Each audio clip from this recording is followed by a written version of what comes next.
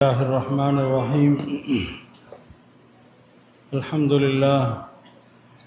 لله نحمده ونستعينه ونستغفره ونعوذ بالله من شرور أنفسنا ومن سيئات أعمالنا. من يهده الله فلا مضل له ومن يضلله فلا هادي له ونشهد أن لا إله إلا الله ونشهد أن محمدا عبده ورسوله. أما بعد، فأعوذ بالله من الشيطان الرجيم. بسم الله الرحمن الرحيم. سبحانك لا علم لنا إلا ما علمتنا إنك أنت العليم الحكيم. صدق الله العلي العظيم. எல்லாம் அல்ல அல்லாஹ்வை போற்றி புகழ்ந்தவனாக எம்பெருமானார் ரசூலுல்லாஹி ஸல்லல்லாஹு அலைஹி வஸல்லம் அவர்கள் மீது சலாத்தும் சலாமும் நிறைவாக முழுமையாக உண்டாகட்டும் என்ற துஆக்களோடு இங்கே வந்திருக்கக்கூடிய அத்தனை பேர்கள் மீதும் இறைவனுடைய சாந்தியும் சமாதானமும் என்றென்றும் நின்று நிலவட்டுமாக என்ற துஆக்களோடு என்னுடைய இந்த சிறிய வார்த்தைகளை துவங்குகிறேன்.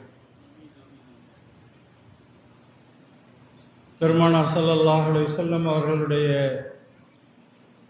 சீரத் பெருவிழாவின் இந்த நிகழ்ச்சியின் தலைவர் என்னுடைய பாசத்திற்குரிய சகோதரர் ஹத்தீப் லவை லியாக்கத் அலி பாய் அவர்களே, அதே போன்று இங்கே முன்னிலை வகிக்கக்கூடிய ஜமால் காதர் முகமது நாசர் அவர்களே, இந்த அல் ஃபைசுல் பாக்கியாத் மதரசாக்களுடைய குழுமத்தின் நிறுவனரும் முதல்வரும் எங்களுடைய பாசத்திற்குரிய சகோதரருமான மௌலானா மௌலி அல்ஹாஜ் சலீலுர் ரஹ்மான் பாக்கவி ஹசரத் கிப்லா மற்றும் அவருடைய குடும்பத்தார்கள், என்னுடைய பாசத்திற்குரிய சகோதரர்கள், இங்கே வந்திருக்கக்கூடிய அன்பு பாசமிக்க சகோதரர்கள், தாய்மார்கள், சகோதரிகள் அத்தனை பேர்கள் மீதும் என்னுடைய ஆரம்பமான சலாத்தினை தெரிவித்துக் கொண்டு என்னுடைய வார்த்தைகளை துவங்குகிறேன். அஸ்ஸலாமு அலைக்கும் வரஹ்மத்துல்லாஹி வபரகாத்துஹு. பெருமானாருடைய வாழ்க்கை வரலாறுகளை பேசப்படக்கூடிய புனிதமிக்க ஒரு சபையிலே நாம் எல்லாம் ஒன்று கூடியிருக்கிறோம். வேறு வார்த்தைகளில் சொல்வதானால், வல்ல நாயனுடைய பேரருளால் அவனுடைய ரசூலுடைய வாழ்க்கை வரலாறுகளை பேசப்படக்கூடிய இடத்திலே நம்ம எல்லாம் அவன் அழைத்து வந்து நம்மை ஒன்று கூட்டி இருக்கிறான். பெருமானார் மீது அவருடைய வாழ்க்கை வரலாறுகளை பேசுவதும் அதை கேட்பதும் வணக்கங்களில் ஒரு பகுதி என்பதில் மாற்று கருத்து நிச்சயமாக இருக்க முடியாது. பெருமானாருடைய வாழ்க்கை வரலாற்றை வாழ்நாளெல்லாம் பேசப்பட வேண்டிய நிலையில் நமக்கு கிடைத்த இந்த அற்ப சொற்ப நேரத்தில் இந்த ரபியுல் அவ்வல் மாதத்தின் துவக்க நாட்களிலே நாம் சில பகுதிகளை, சில வரலாறுகளை, சில சம்பவங்களை, சில குறிப்புகளை நாம் இங்கே பேச ஏற்பாடு செய்யப்பட்டிருக்கிறது. எனக்கு தெரியாது இந்த தொடர் நிகழ்ச்சியில் எனக்கு முன்னால் எத்தனை தலைப்புகளிலே மூத்த உலமா பெருமக்கள் என்ன பேசினார்கள் என்பது எனக்கு தெரியாது. இருப்பினும் கூட என்னுடைய புறத்திலிருந்து அல்லாஹ் எதை சொல்ல வேண்டும் என்று நாடி இருக்கிறானோ அவைகளை நான் உங்களுக்கு முன்னால் சொல்ல நான் ஆசைப்படுகிறேன். மௌலானா மௌலி ஹலீலுர் ரஹ்மான் ஹதரத் பாக்கவி அவர்கள் என் மீது உண்டான அன்பின் காரணமாக தொடர்ந்து இந்த நிகழ்ச்சிக்கு என்னை அழைக்கிறார்கள். நேற்றைய தினம் என்னுடைய அந்த வரிசையில் இருந்த நிலையில் தவிர்க்க முடியாத காரணத்தால் வெளியூருக்கு சென்று வருவதற்கும் தாமதமானதால் சரி இந்த வருடம் அதற்கான வாய்ப்பு இருக்காது என்று எண்ணிய நிலையில் ஹஜரத் அவர்கள் என் மீது உண்டான அன்பின் காரணமாக நேற்று வர வேண்டிய அந்த நிலையில் இன்று அதை அதா செய்யுமாறு, அதை நிறைவேற்றுமாறு பணித்து கொண்டார்கள். உண்மையிலே அந்த பேச்சாளருடைய வரிசையிலே நான் இல்லை, அதற்கான தகுதிகள் எனக்கு இல்லை என்றாலும் கூட சில நேரங்களிலே அன்பின் காரணமாக பிரியத்தின் காரணமாக சில கட்டளைகளை, சில விஷயங்களை ஏற்றுக்கொள்ள வேண்டியது இருக்கிறது. அந்த அடிப்படையிலே சிறிது நேரம் மட்டும் நான் உங்களுக்கு பெருமானார் ஸல்லல்லாஹு அலைஹி வஸல்லமுடைய வாழ்க்கை வரலாற்று குறித்து சில செய்திகளை நான் பகிர்ந்து கொள்ள ஆசைப்படுகிறேன். உண்மையிலே பரவசமான ஒரு நிகழ்ச்சி. உலகம் முழுக்க பெருமானாரை பற்றி அவர்கள் பிறந்த இந்த மாதத்திலே பல்வேறு கோணங்களில், பல்வேறு திசைகளில், பல்வேறு விதமான கருத்தரங்குகள் வாயிலாக பெருமானாரை இந்த உம்மத்திற்கு எடுத்துச் செல்லக்கூடிய நிகழ்ச்சிகள் தொடர்ந்து நடைபெற்று கொண்டு வருகிறது. இந்த நேரத்திலே பெருமானார் ஸல்லல்லாஹு அலைஹி வஸல்லம் அவர்களுடைய பிறப்பிலிருந்து இறப்பு வரை அவருடைய வாழ்க்கை வரலாற்றை எப்படி தொகுத்து தருவது என்பது உண்மையிலேயே பேச்சாளர்களுக்கு ஒரு சவாலான விஷயங்கள் தான். ஆனாலும் கூட அந்த பேச்சாளர்கள் அவைகள் எல்லாம் தங்களுக்கே உரித்த பாணியிலே மிக அழகாக எடுத்து சொல்லுகிறார்கள். பெருமானார் பிறந்ததற்கு பிறகு அல்ல, பெருமானார் ஸல்லல்லாஹு அலைஹி வஸல்லம் பிறப்பதற்கு முன்பே அவருடைய அத்தாட்சிகளும் அவர்களை பற்றிய அற்புதங்களும் அவர்கள் இந்த உலகத்தில் பிறக்க இருக்கிறார்கள் என்பது பற்றிய சுப செய்திகளையும் அல்லாஹ் ஜல்ல ஷானுஹு தஆலா இந்த உலகத்தில் வெளிப்படுத்த ஆரம்பித்து விட்டான். பெருமானார் ஸல்லல்லாஹு அலைஹி வஸல்லம் பிறப்பதற்கு முன்பே பல தடைகளை தாண்டித்தான் இந்த உலகத்தில் பிறந்தார்கள். எவ்வாறு பிறந்ததற்கு பிறகு பல தடைகளையும், இடையூறுகளையும், இன்னல்களையும் சந்தித்தார்களோ, அதே போன்று பிறப்பதற்கு முன்பிருந்தே பல தடைகளை, பல துன்பங்களை அவர்கள் எதிர்கொண்டார்கள் என்பது வரலாறு. பெருமானார் ஸல்லல்லாஹு அலைஹி வஸல்லம் அவர்கள் பிறக்குவதற்கு முன்பாக அவர்களுடைய பாட்டனார் அப்துல் முத்தலிப் அவர்கள் ஆண் குழந்தைகளாகவே வரிசையாக பெற்றுக்கொண்டு வரக்கூடிய அந்த வரிசையில் மொத்தம் 10 ஆண் குழந்தைகள் பிறந்துவிட்டால் நான் அதில் ஒரு ஆண் குழந்தையை இறைவனுக்காக நான் அறுத்து பலியிடுகிறேன் என்று அரபு நாடுகளுக்கே உரித்தான அந்த நேர்ச்சைகளில் ஒன்றாக செய்து கொண்டார்கள். அரபு நாடுகளில் இருக்கக்கூடிய அந்த பழக்க அந்த அடிப்படையிலே நேர்ச்சையாக செய்து கொண்டார்கள். அந்த அடிப்படையில் அப்துல் முத்தலிப் அவர்களுக்கு, பெருமானாருடைய பாட்டனாருக்கு 4 ஆனது, 5 ஆனது, 6 ஆனது, 7 ஆனது, 8 ஆனது, 9 ஆகிவிட்டது. 10வது ஒரு ஆண் குழந்தை பிறந்தால் அவருடைய நேர்ச்சியை நிறைவேற்ற வேண்டிய நிலைக்கு தள்ளப்பட்டார். அதே போன்று அவருடைய மனைவி கர்ப்பமுற்றார்கள். 10வது பிறக்கக்கூடிய குழந்தை ஆண் குழந்தையா பெண் குழந்தையா என்ற எதிர்பார்ப்பும் அந்த ஏக்கங்களும் நிறைந்திருந்த நேரத்தில் பிறந்தார். ஆண் குழந்தை அப்துல்லா என்ற பெயரோடு பிறந்தார். பிறந்த உடனே அவர் நேர்ச்சி செய்த அந்த நேர்ச்சியை நிறைவேற்ற வேண்டுமே, அதற்கான வழி என்ன, ஏற்பாடுகள் என்ன? உடனே அவர்கள் அந்த 10 பேரில் யாரை பருத்து பலியிடுவது என்ற குழப்பத்திற்கு வந்து அவர்கள் அதற்கு ஒரு தீர்வாக, முடிவாக 10 பேர்களுடைய பெயர்களையும் குறித்து சீட்டாக போட்டு அதிலிருந்து எந்த குழந்தையினுடைய பெயர் வருமோ அதை நாம் அறுத்து பலியிடலாம் என்ற அவர்கள் தங்களுடைய சர்ச்சைகள், பிரச்சனைகளுக்கெல்லாம் அரபு நாடுகளிலே இலகுவான வழியாக கண்டுபிடித்து வைத்திருந்த அந்த சீட்டுக்குழுக்கள் முறையிலே 10 பெயர்களும் எழுதி ஒரு பாத்திரத்தில் போடப்பட்டது. அதே போன்று அந்த 10 சீட்டுகளில் ஒரு பெயரை எடுத்து பார்த்தால் அப்துல்லாவுடைய பெயர் வந்தது. அவருடைய பாட்டனாருக்கு அப்துல் முத்தலிபுக்கு பெரிய கவலை. எப்பொழுதுமே கடைக்குட்டியின் மீது தனி பிரியம், அழகான கண்ணுக்கு குளிர்ச்சியான நிறைவான குழந்தையின் மீது தனி பாசம் என்பதெல்லாம் பெற்றோர்களுக்கு, எல்லா பெற்றோர்களுக்கும் இருக்கக்கூடிய இயல்பான ஒன்று. அதே போன்று அந்த அப்துல் முத்தலிபிற்கு தன்னுடைய கடைக்குட்டியை அறுப்பதற்கு மனம் வரவில்லை. மீண்டும் ஒரு முறை குழுக்கள் போட்டார்கள். மீண்டும் ஒரு முறை அப்துல்லாவுடைய பேர் தான் வந்தது. மீண்டும் ஒரு முறை போட்டார்கள். அப்பொழுதும் அப்துல்லாவுடைய பேர் தான் வந்தது.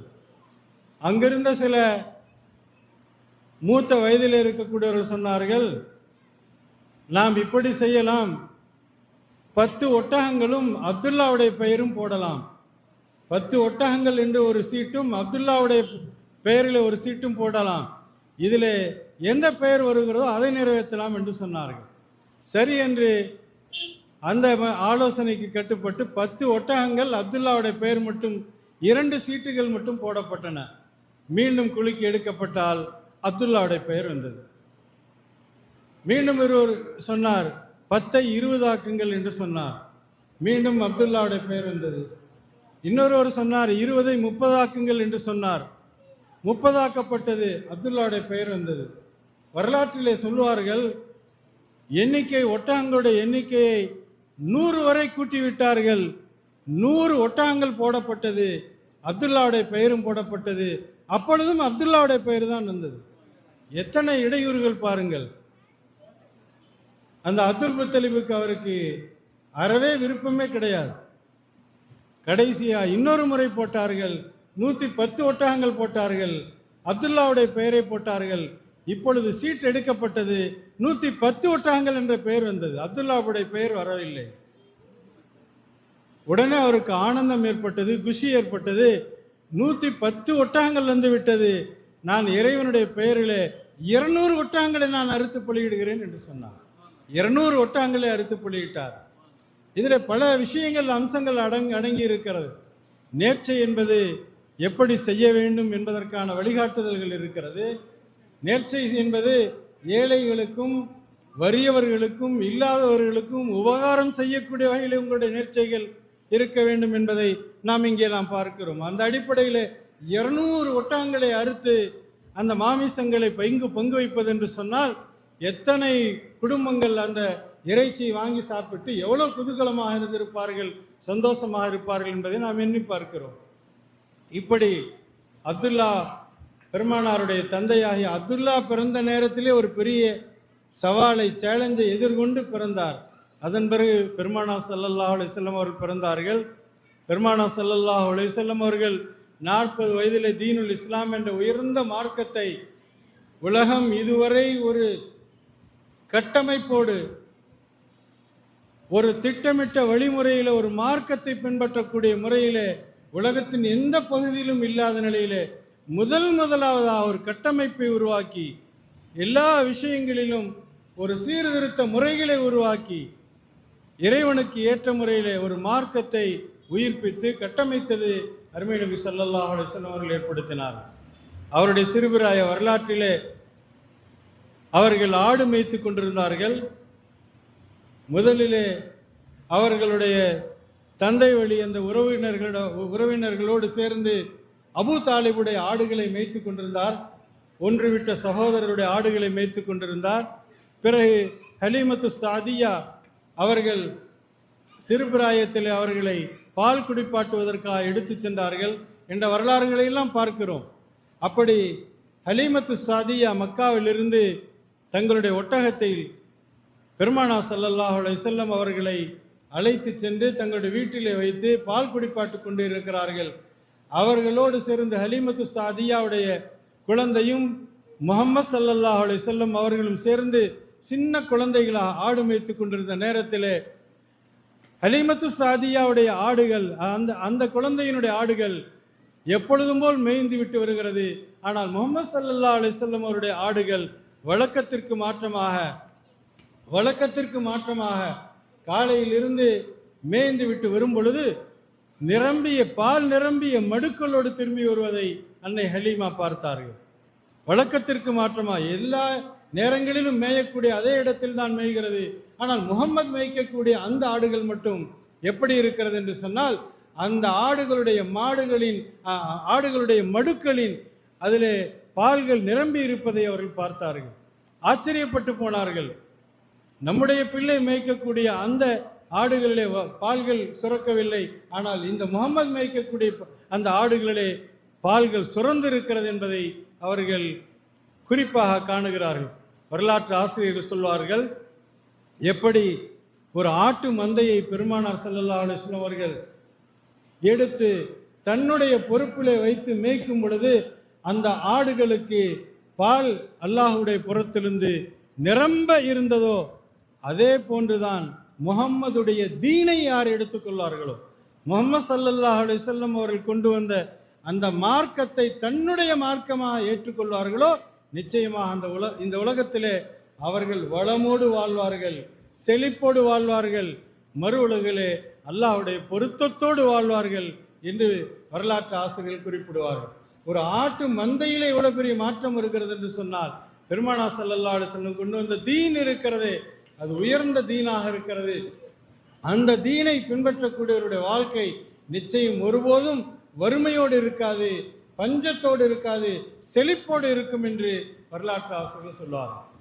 அன்புக்குரிய பெரியார்களே, சகோதரர்களே, இன்று பெருமானாரை எந்த கண்ணோட்டத்தோடு நாம் அதிகம் பார்க்க வேண்டியது இருக்கிறது என்று சொன்னால், பெருமானார் வணக்கம் செய்தார்கள். சக்திக்கும் மீறிய அளவிற்கு அவர்கள் வணக்கத்தில் ஈடுபட்டார்கள். எல்லா மக்களுக்கும் வணக்கத்தை கற்றுத்தந்ததோடு மட்டுமல்லாமல் அவர்கள் மற்றவர்களுக்கெல்லாம் முன்மாதிரியாக இருந்தார்கள். ஒரு வணக்கம் பெருமானார் ஸல்லல்லாஹு அலைஹி வஸல்லம் அவர்கள் இந்த உம்மத்திற்கு கற்றுத்தருகிறார்கள் என்று சொன்னால், அந்த வணக்கத்தை தன்னுடைய வாழ்நாளிலே ஒரு தடவை கூட விட்டது கிடையாது. தஹஜ்ஜுடைய தொழுகையை பெருமானார் இந்த உம்மத்திற்கு நீங்கள் தொழுங்கள், இது ஒரு சுன்னத்தான் அமல் என்று சொல்லித் தருகிறார் என்று சொன்னால், பெருமானார் அவர்கள் இந்த உம்மத்திற்கு சொன்ன எந்த ஒன்றும் தஹஜ்ஜுடைய அந்த தொழுகையை வாழ்நாளில் எந்த சந்தர்ப்பத்திலும் விட்டது கிடையாது. ஒரு காரியத்தை துவங்கினார்கள் என்று சொன்னால் அதை வாழ்நாளெல்லாம் முழுமையாக பின்பற்றி இருக்கிறார் என்பதை வரலாற்றில் நாம் பார்க்கிறோம். பெருமானார் ஸல்லல்லாஹு அலைஹி வஸல்லம் இடத்திலே செய்தார்கள், விட்டுவிட்டார்கள், மீண்டும் துவங்கினார்கள் என்று விட்டு செய்யக்கூடிய அந்த பழக்கம் பெருமானாருக்கு அறவே பிடிக்காத பழக்கம். சொல்வார்கள் சஹாபாக்களிடத்தில், நீங்கள் இந்த மனிதரை போன்று ஆகிவிடாதீர்கள். எந்த மனிதர் ஒரு அமலை ஆரம்பிக்கிறார், பிறகு இடையிலே விட்டு விடுகிறார், பிறகு மீண்டும் துவங்குகிறார், மீண்டும் விட்டு விடுகிறார். இப்படி இடையிலே விட்டு செய்யக்கூடிய அந்த பழக்கத்தை கொண்ட மனிதரை போன்று நீங்கள் ஆகிவிடாதீர்கள். ஒரு அமலை செய்வதற்கு முன்பாக அந்த அமலை நீங்கள் நல்ல முறையில் செய்வதற்காக திட்டமிட்டு துவங்குங்கள், அல்லாஹ்விடத்திலே உதவி கேளுங்கள், தொடர்ந்து செய்து கொண்டே இருங்கள்.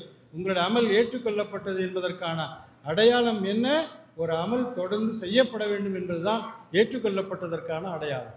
இப்படி நிறைய விஷயங்களை வணக்க ரீதியாக செய்திருந்தாலும் கூட இன்று நம்முடைய உம்மத்திலே, நம்முடைய சமூகத்திலே நாம் சொல்ல வேண்டிய மிக முக்கியமான செய்தி என்னவென்று சொன்னால், வணக்கங்களை காட்டிலும் அஹ்லாக்குடைய குணாதிசயங்கள் சம்பந்தப்பட்ட, குண நலன்கள் சம்பந்தப்பட்ட இந்த விஷயங்களை அதிகமாக மக்களிடத்தில் சொல்ல வேண்டிய தேவை இன்று அதிகமாக இருக்கிறது.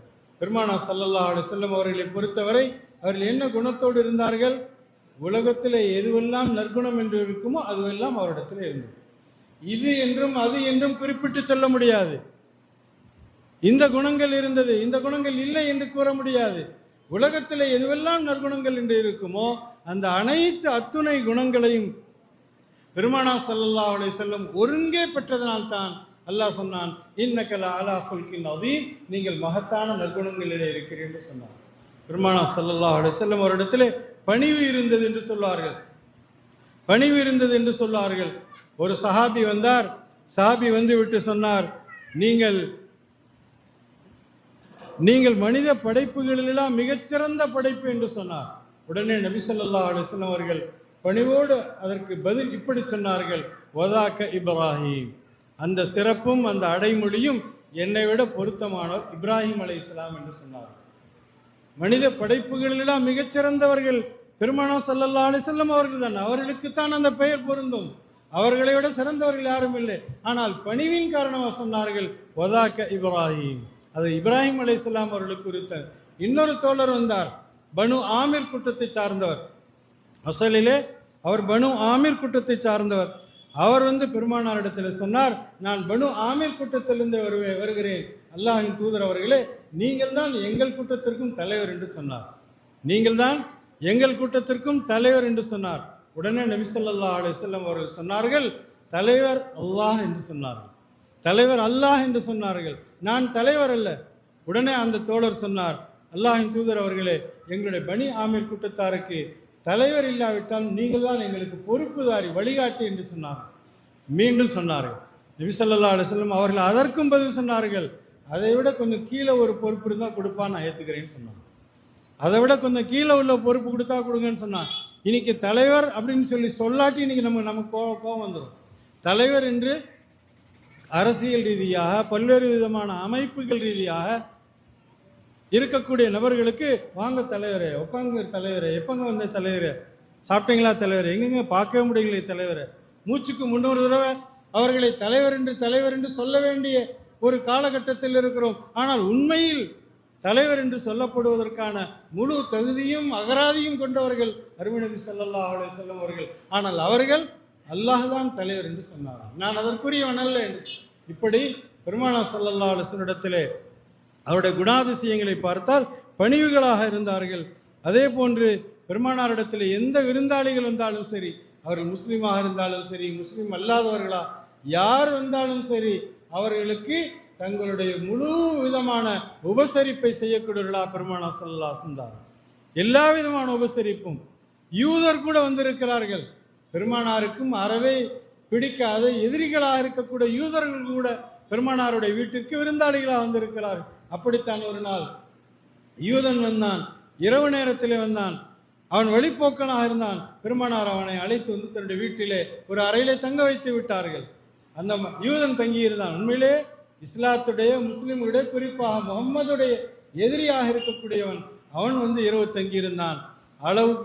பெருமானார் அவர்களுக்கு உபசரிப்பு செய்தார்கள், விருந்து உபச்சாரம் செய்தார்கள். அவன் சாப்பிட்டான், மிக அதிகமாக சாப்பிட்டான், தேவைக்கும் அதிகமாக சாப்பிட்டு விட்டான். பிறகு இரவிலே அந்த அறையிலே அசுத்தமும் செய்து விட்டான். யாரிடமும் சொல்லாமல் அந்த அறையை விட்டு அப்படியே சென்று விட்டான். பெருமானார் ஸல்லல்லாஹு அலைஹி வஸல்லம் அவர்கள் சுபுவுக்கு பிறகு போய் பார்க்கிறார்கள். ஆளை காணவில்லை, ஆனால் அசுத்தம் இருக்கிறது, ஆள் இல்லை. அவன் தங்கியிருந்த அறை முழுக்க துர்நாற்றம் வீசுகிறது. நாம இருந்தால் என்ன செய்வோம்? சாபத்துக்கு மேலே சாபம் விடுவோம், திட்டி குமிச்சிருவோம். ஆனால் நபி ஸல்லல்லாஹு அலைஹி வஸல்லம் ஒரு வார்த்தை கூட திட்டவில்லை. காரணம் என்ன? பெருமானார் ஸல்லல்லாஹு அலைஹி வஸல்லம் அவர்கள் இந்த உம்மத்திற்கு துஆ செய்ய வந்தவர்கள். இந்த உம்மத்திற்கு சபிக்குவதற்காக வரவில்லை, சபிப்பதற்காக வரவில்லை. அந்த அறையை தன்னுடைய முபாரக்கான கரங்களை கொண்டு சுத்தம் செய்தார்கள், கழுவி விட்டார்கள். கழுவி விட்டு சுத்தம் செய்து விட்டு வெளியில் வருகிறார்கள். அந்த யூதன் மீண்டும் பெருமானாரை பார்க்க வருகிறான். மீண்டும் பாரு, காரணம் என்ன? அவனுடைய குறிப்பான அந்த வாள் அங்கே வைக்கப்பட்டு மறந்து விட்டு வெளியிலே சென்று விட்டான். மீண்டும் வந்தான். வந்து பார்த்தா என்ன நடக்குது? பெருமானார் ஸல்லல்லாஹு அலைஹி வஸல்லம் அறையை சுத்தம் செய்து கொண்டிருக்கிறார். அவனுக்கே வெக்கமாக போச்சு, அவனுக்கே வெக்கமாக போச்சு, ரொம்ப அவமானப்பட்டான். அந்த வாளை வாங்குவதற்காக வந்த அந்த மனிதன் வாளையும் வாங்கினான், இஸ்லாத்தையும் ஏற்றுக்கொண்டான், கலிமாவையும் சொன்னான், இஸ்லாத்தையும் ஏற்றுக்கொண்டான். இங்கே நாம் பார்க்கிறோம், இஸ்லாம் வாளால் பரவில்லை, இஸ்லாம் நம்முடைய நற்குணங்களால் பரவி கொண்டிருக்கிறது. நம்முடைய நற்குணம் சீராக இருக்குமானால், நம்முடைய இடத்தில் நற்குணங்கள் மிகைத்திருக்குமானால், அது எந்த பிரச்சாரமும் தேவையில்லை, எந்த மேடையும் தேவையில்லை. இஸ்லாம் தானாகவே பரவிக்கொண்டே இருக்கும். சொல்வார்கள் சஹாபா பெருமக்கள், இந்த மதீனா நகரம் எப்படி வெற்றி கொள்ளப்பட்டது தெரியுமா? இந்த மதீனா நகரம் எப்படி வெற்றி கொள்ளப்பட்டது தெரியுமா? வாளை கொண்டும் அல்ல, பலத்தை கொண்டும் அல்ல, அதிகாரத்தை கொண்டும் அல்ல. புத்திகத்தில் மதீனா பில் அஹ்லாக். இந்த மதீனா நகரம் நற்குணங்களை கொண்டு மட்டும்தான் இது வெற்றி கொள்ளப்பட்டது என்று சொல்வார்கள். எனவே சஹாபா பெருமக்களை அப்படித்தான் உருவாக்கினார் என்பதை பார்க்கிறோம். தனக்கு செய்த உபகாரத்தை ஒருபோதும் பெருமானார் ஸல்லல்லாஹு அலைஹி வஸல்லம் மறந்ததே கிடையாது. அது உதவியிலே பெரிய உதவியாக இருந்தாலும் சரி, அற்பமான சிறிய உதவியாக இருந்தாலும் பெருமானார் ஸல்லல்லாஹு அலைஹி வஸல்லம் அவர்கள் தனக்கு செய்த அந்த உபகாரத்தை காலம் முழுக்க இறுதி வரை மறந்ததே கிடையாது. அதற்கு எடுத்துக்காட்டு அன்னை கதீஜா ரலியல்லாஹு தஆலா அன்ஹா. அன்னை கதீஜா ரலியல்லாஹு தஆலா அன்ஹா அவர்களோடு 25 ஆண்டுகள் அவர்களோடு குடும்பம் நடத்தினார்கள். அதற்கு பிறகுதான், அவருடைய மரணத்திற்கு பிறகுதான் அடுத்தடுத்த மனைவிமார்களை திருமணம் செய்தார்கள். அன்னை ஆயிஷா ரலியல்லாஹு தஆலா அன்ஹா அவர்கள் சொல்வார்கள், நாங்கள் பேசிக்கொண்டிருக்கும் பொழுது எங்களிடத்தில் பேசும் பொழுது அல்லாஹ்வுடைய திருத்தூதர் அவர்கள் அன்னை கதீஜாவை நினைக்காமல் அந்த சபையிலிருந்து எழுந்ததில்லை என்று சொல்வார்கள். அன்னை கதீஜாவை நினைவு கூறாமல் அந்த சபையிலிருந்து எழுந்ததில்லை. எப்பொழுதெல்லாம் எங்களுடைய வீடுகளிலே ஆடு அறுக்கப்படுமோ, எப்பொழுதெல்லாம் எங்களுடைய வீடுகளிலே ஆடு அறுக்கப்படுமோ அப்பொழுதெல்லாம் அன்னை கதீஜாவை நினைத்து அந்த ஆட்டுக்கறியினிலிருந்து இறைச்சியிலிருந்து ஒரு பகுதி எடுத்து அன்னை கதீஜாவுடைய சகோதரியினுடைய வீட்டிற்கு கொடுத்து அனுப்புவதை வழக்கமாக கொண்டிருந்தார்கள் பெருமானார் ஸல்லல்லாஹு அலைஹி வஸல்லம் என்று அன்னை ஆயிஷா ரலியல்லாஹு தஆலா அன்ஹா குறிப்பிடுகிறார். இப்படி தங்களுக்கு செய்த அந்த உபகாரங்களை காலம் முழுக்க மறந்ததில்லை. ஹஜ்ரத் அபூபக்கர் ரலியல்லாஹு அவர்களை பார்த்து சொல்வார்கள், தன்னுடைய தோழர் தன்னுடைய ஆரம்பத்திலிருந்து கடைசி வரை எல்லா விதமான சந்தோஷமான, துக்கமான, இக்கட்டான எல்லா சந்தர்ப்பங்களிலும் உடனிருந்த தோழர், உற்ற தோழர் ஹஜ்ரத் அபூபக்கர் ரலியல்லாஹு அன்ஹு அவர்களை பார்த்து சொல்வார்கள், இந்த உலகத்திலே எனக்கு யாரெல்லாம் என்ன உபகாரங்கள் செய்தார்களோ அந்த உபகாரங்களுக்கெல்லாம் பிரதி உபகாரம் நான் இந்த உலகத்திலே செய்து முடித்து விட்டேன். ஆனால் உங்கள் ஒருவரை தவிர நீங்கள் செய்த உபகாரத்திற்கு மட்டும் என்னால் பிரதி உபகாரம் இந்த உலகத்திலே செய்ய முடியவில்லை, நாளை மறுமையிலே தான் அதற்கான உபகாரம் இருக்கிறது என்று சொல்லப்படக்கூடிய அளவிற்கு ஹஜ்ரத் அபூபக்கர் ரலியல்லாஹு அன்ஹுடைய உபகாரம் இருந்தது. அதை அவ்வப்போது அவர் நினைவு கூறுவார்கள், நன்றி மறக்காமல் அந்த உபகாரத்தை சொல்லி காட்டுவார்கள் என்ற அந்த விஷயத்தை நாம் பார்க்கின்ற பொழுது இதுவெல்லாம் நம்முடைய அக்லாக்குகளில் உரிய விஷயங்கள். இன்றைய முஸ்லிம் சமூகத்தில் வற்றிவிட்ட, காணாமல் போய்விட்ட, தொலைந்து போன ஒரு விஷயம் என்னவென்று சொன்னால், நம்ம அடுத்தவங்கள்ட்ட ஹெல்ப் கேட்குற வரைக்கும் கேட்டுகிட்டே இருப்போம். அந்த காரியம் முடிஞ்சு அவர் யாரோ நாம யாரோ, அந்த காரியம் முடிஞ்சிச்சு அவர் யாரோ நாம யாரோ, அவருக்கு ஒரு தேங்க்ஸ் கூட சொல்றதில்லை, நன்றி கூட சொல்லக்கூடிய நன்றி கெட்ட சமுதாயமாக மாறிவிடக்கூடிய இந்த நிலை வரவே கூடாது. இந்த உலகத்திற்கு நன்றியை, தேங்க்ஸ் சொல்லக்கூடிய முறையை கற்றுத்தந்த ஒரு சமூகம் இருக்கிறது என்று சொன்னால் அது இஸ்லாமிய சமூகம் மட்டும்தான், இஸ்லாமிய சமூகம் தான்.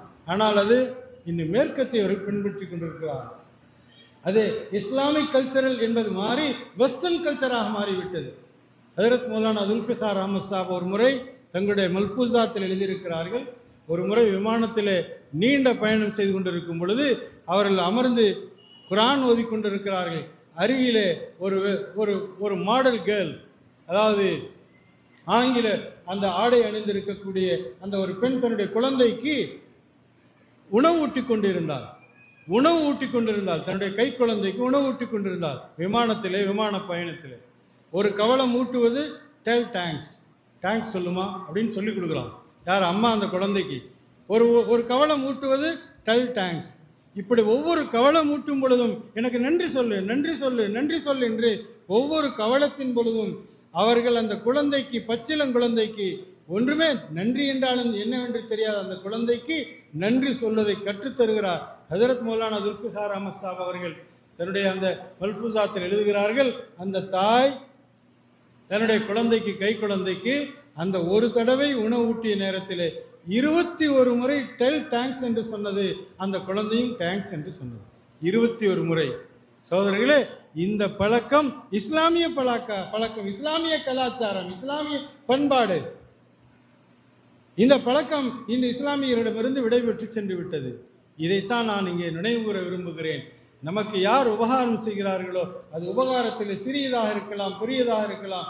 பஸ்ஸில் போகிறோம், வயசில் மூத்தவங்களாக நம்ம இருக்கிறோம், சின்ன வயசு பசங்க எந்திரிக்கிறாங்க, நமக்காக எந்திரிக்கிறாங்க பாருங்கள், அந்த எண்ணம் வருகிறது. உடனே நம்ம அங்கே உட்காந்துக்கிட்டு நன்றி சொல்லணும்.